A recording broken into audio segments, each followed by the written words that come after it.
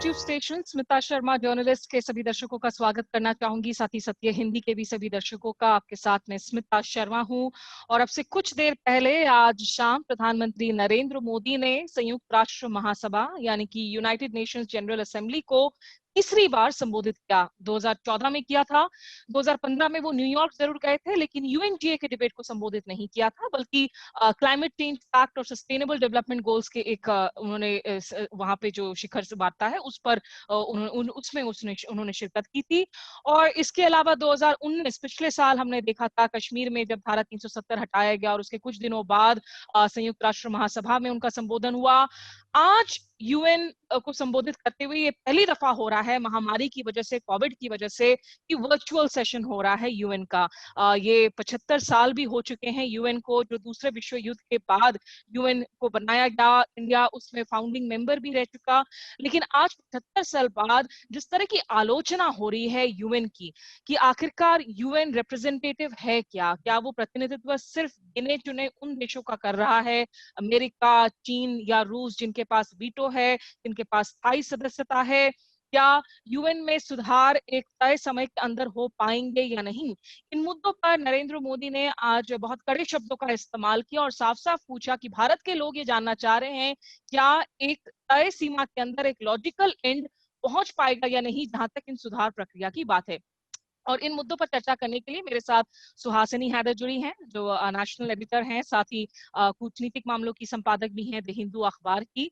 और साथ ही जुड़ रहे हैं दिलीप सिन्हा साहब, आप पूर्व राजनयिक हैं, जिनीवा में भारत के राजदूत रह चुके हैं, और 2011-12 के बीच में जब भारत की सदस्यता थी, जिसे हम नॉन परमानेंट सीट की बात करते हैं, तब आप यूएन अफेयर्स को हेड कर रहे थे। सुहासिनी, अगर मैं आपसे शुरुआत कर सकूं, क्योंकि ये तो हम मानकर चल रहे थे कि नेम कॉलिंग नहीं होने वाली है। पाकिस्तान का जिस तरीके से इमरान खान का कल हमने देखा था, एक लंबा लंबा वक्त उन्होंने भारत और भारत समेत मुद्दों पर उन्होंने अटेंशन फोकस किया, वो नहीं होने वाला था। लेकिन बिल्कुल ही पासिंग कमेंट्स थे आतंकवाद पर, या चीन के लिए भी कोई डायरेक्ट कोई संदेशा नहीं था। आपके लिए सरप्राइज टेकअवेज क्या थी इस भाषण से? मुझे लगता है कि चीन के तरफ भी एक इशारा किया था प्राइम मिनिस्टर मोदी ने, जब उन्होंने कहा कि जिस तरह से भारत डेवलपमेंट करता है दुनिया में, उसमें वो लोगों को जैसे डेट में वो ट्रैप नहीं करता है। और भारत का ये जो वसुधैव कुटुंबकम मतलब उनका जो स्लोगन रह चुका है, और उन्होंने कहा कि ये यूएन के हॉल्स में बहुत अरसों से रहा है भारत का, भारत की नीति वहां पे।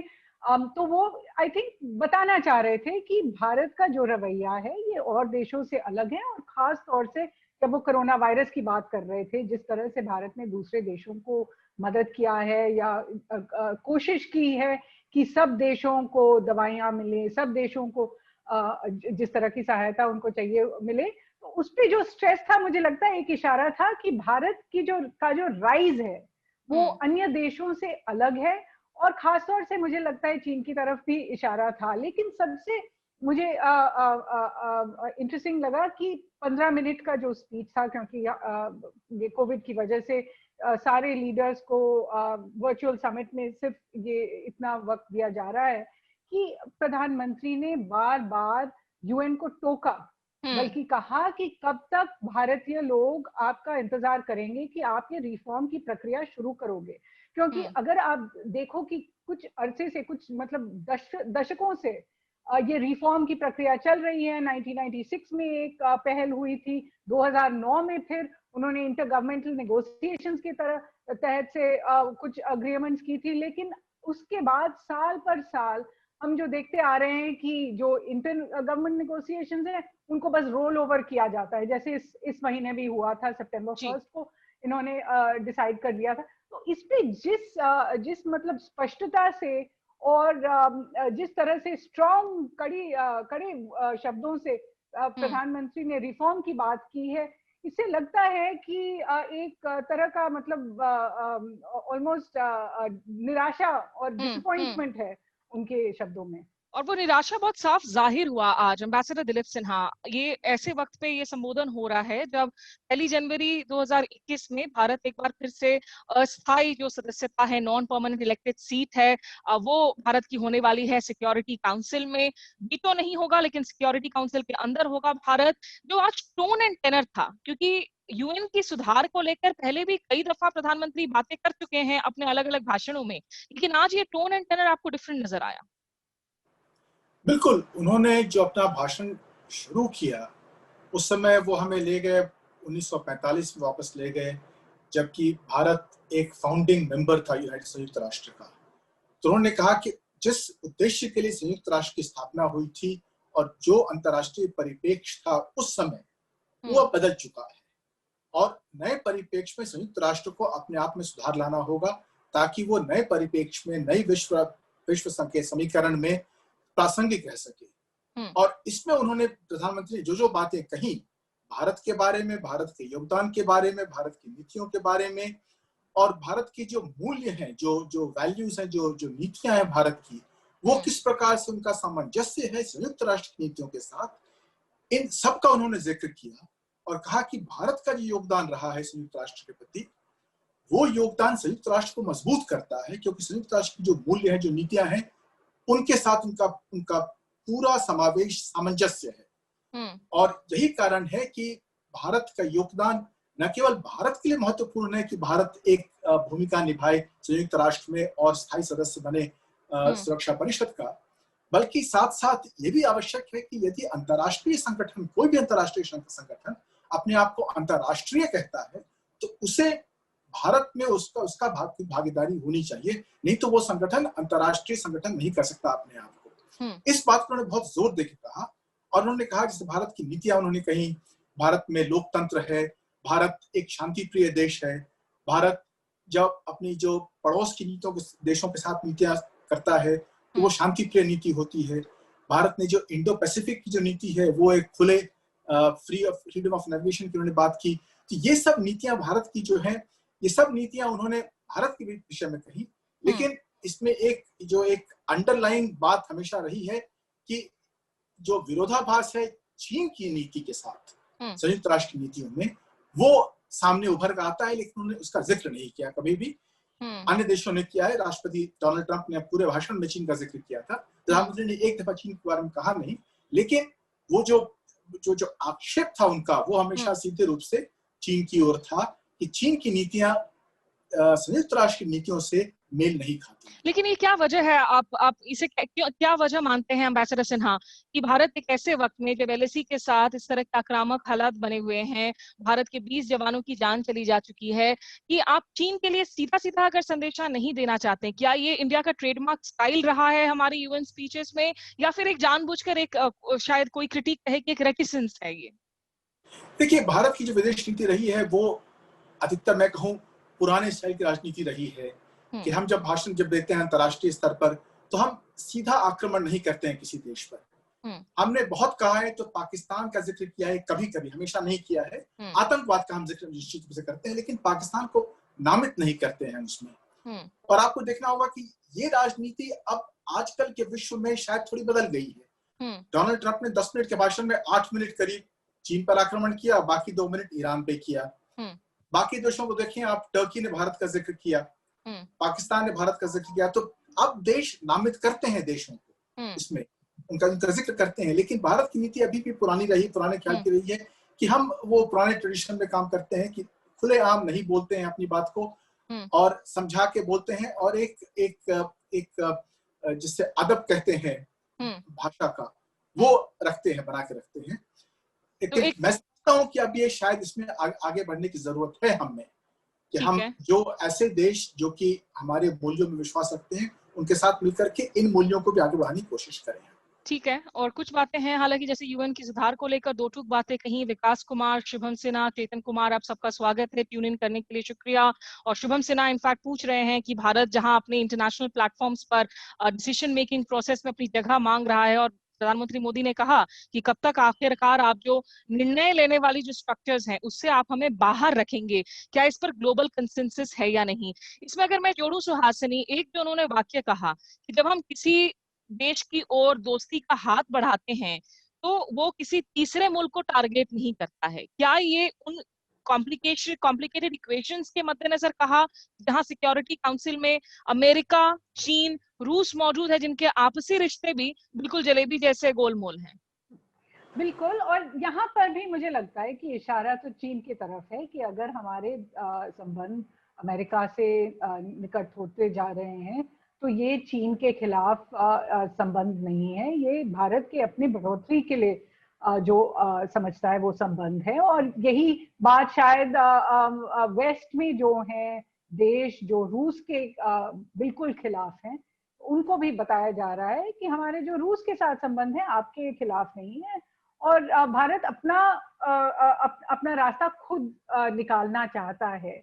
लेकिन जो प्रश्न आपके दर्शक ने पूछा कि यहाँ एक वर्ल्ड वाइड कंसेंसस है कि नहीं, मुझे लगता है ये एक थोड़ा सा पेचीदा सवाल है, क्योंकि जब तक यूएन के रिफॉर्म्स पे कि मतलब यूएन बढ़ना चाहिए उस पे भी अभी तक अगर कंसेंसस ना हो तो भारत की अभी दूर की बात है। आप याद करेंगे कि जितने कंट्रीज हैं जो अभी संयुक्त राष्ट्र के परमानेंट मेंबर्स हैं जिनके पास वीटो पावर है, जो 5 देश हैं उनमें से अफ्रीका का एक भी देश नहीं है, साउथ अमेरिका का एक भी देश नहीं है, ऑस्ट्रेलिया द्वीप महाद्वीप का एक भी देश नहीं है, एशिया का एक ही देश है अगर आप रूस को यूरेशिया माने।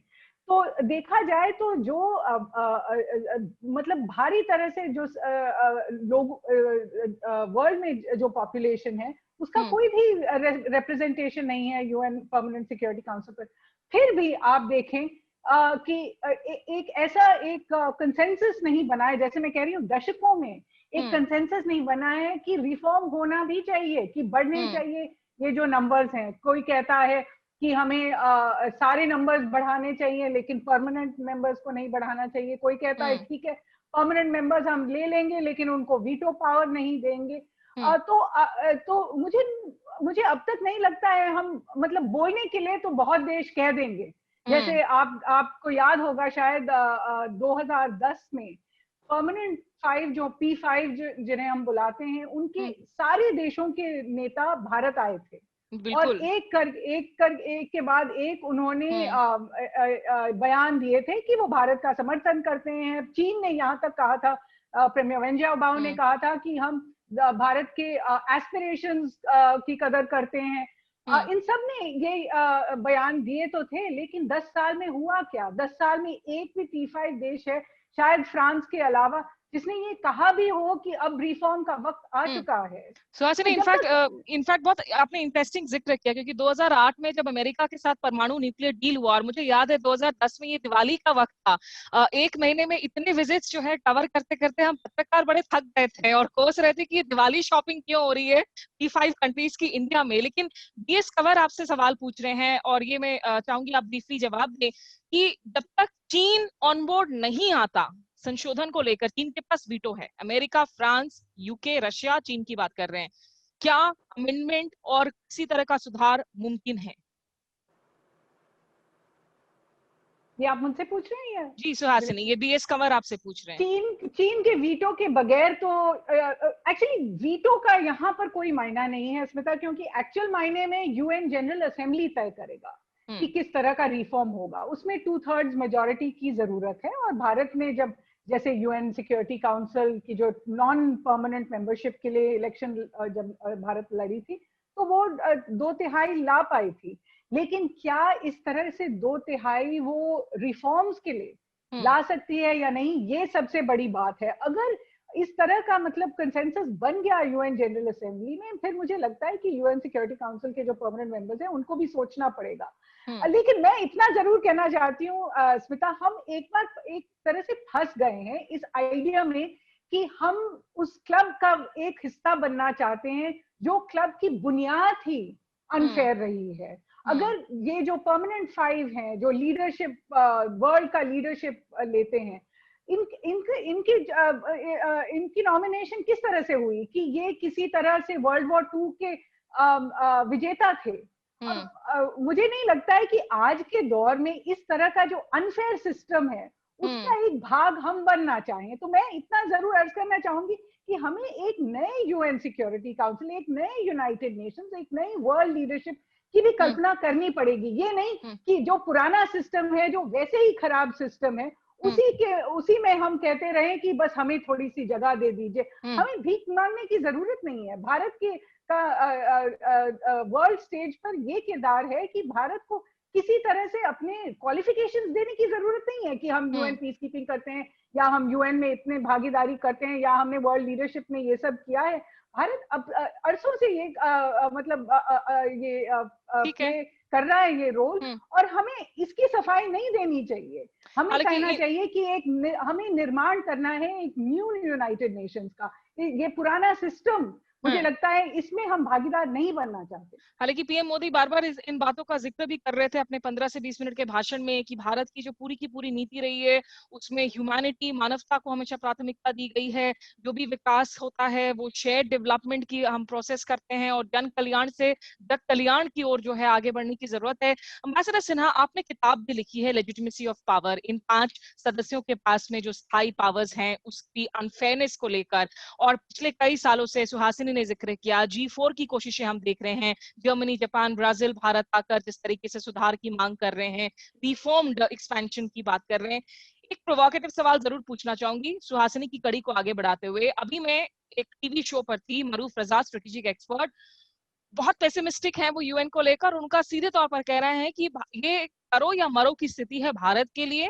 आप जनवरी में जब सिक्योरिटी काउंसिल के उस अंदर seat, non permanent elected seat को लेकर आप अंदर जाते हैं कमरे में, आप ये साफ कर दीजिए कि या तो इसका सुधार हो जाए, हमारी ताकतें बढ़ाई जाए, या तो हम यूएन को गुड बाय कह देंगे। क्या वो वक्त आ गया है कि India should up the ante to that level? देखिए, जो बात सुहासिनी ने कही है वो बहुत महत्वपूर्ण बात है, बहुत बड़ी बात है, और उसके लिए भारत की विदेश नीति में एक मूल परिवर्तन करना होगा। क्योंकि जैसा उन्होंने कहा कि हमारी कोशिश अभी है कि हम इस अनफेयर व्यवस्था का एक हिस्सा बन जाए, कि 5 जो राष्ट्र हैं जो अनडेमोक्रेटिकली जिन्होंने सत्ता अपने हाथ में हथिया ली है, हम उनमें शामिल हो जाएं। इसका चीन खुलेआम विरोध करता है। इसलिए जो आपके दर्शक ने सवाल किया है कि इस पे क्या आम सहमति है, इस पे आम सहमति नहीं है। क्योंकि एक तो भारत को 2/3 सीट मिलेगा या नहीं मिलेगा, इस पर कोई विश्वास नहीं है किसी को। क्योंकि 2005 में जब रेजोल्यूशन था G4 का, जब रखा गया था रेजोल्यूशन, तो उस समय जापान ने कहा था कि वोट होना चाहिए, लेकिन हमने कहा कि शायद वोट होने पर हमें 2/3 बहुमत नहीं मिल पाए। तो एक ये बात है। दूसरा कि इन 2/3 बहुमत के साथ साथ 5 जो स्थायी सदस्य हैं उनका भी समर्थन होना चाहिए। यानी इसमें यदि चीन ना कर देता है तो यूएन चार्टर में संशोधन नहीं होगा। तो एक तो ये है कि भारत जिस रास्ते पर जा रहा है उस पे एक रोड ब्लॉक बना हुआ है चीन का। तो भारत के लिए क्या ये बेहतर होगा कि भारत पूरी व्यवस्था को ही चुनौती दे। ये यदि यूएन लोकतंत्र के लिए स्थापित हुआ था, और यूएन में एक पेपर भी हुआ था 1996 में, बुट्रोस गाली ने किया था, द एजेंडा फॉर डेमोक्रेसी, जिस पर उन्होंने बात की थी डेमोक्रेसी के क्या महत्व के बारे में। लेकिन अगर डेमोक्रेसी यूएन में ही नहीं होता है तो यूएन क्या डेमोक्रेसी प्रमोट करेगा। तो इस बात के लिए यदि भारत ये नीति अपनाता है कि हम ये परमानेंट 5 की जो सिस्टम है और जो वीटो का सिस्टम, हम इसी का विरोध करते हैं, और पूरी डेमोक्रेसी होनी चाहिए। संयुक्त राष्ट्र सुरक्षा परिषद के जो भी सदस्य हैं वो चुन के आए, और उनमें जो भी एक्स्ट्रा वोट होता है 2/3 बहुमत वगैरह, वो हो, उसमें वीटो नहीं हो। यदि भारत ये नीति अपनाता है तो मेरे ख्याल से ज्यादा समर्थन मिलेगा भारत को बनिस्बत की अपनी सदस्यता के लिए। लेकिन ये तो फिर वही बात हो रही है ना कि भारत और जो है उसे मजबूती से रखे, कड़े सुर में रखे। और मेरा भी ये आर्ग्यूमेंट है कि अगर आप एक बार कमरे से बाहर चले जाते हैं तो उसके बाद जो वैक्यूम होता है, आज की तारीख में हम देख रहे हैं कि डोनाल्ड ट्रंप की वजह से अमेरिकी नेतृत्व वो कहीं ना कहीं घट रहा है, श्रिंक कर रहा है अंतरराष्ट्रीय प्लेटफॉर्म्स में, और उसका फायदा चीन को हो रहा है।